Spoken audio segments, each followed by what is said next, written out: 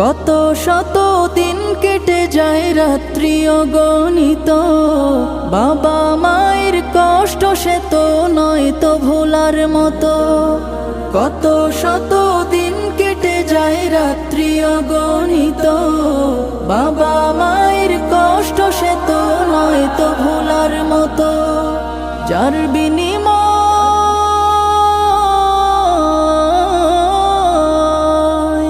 যার বিনিময় কণ্ঠে ফোটে পাক হরফের গান, যাদের বুকের মানিক হলো হাফেজে কুরআন, হাফেজে কুরআন, হাফেজে কুরআন।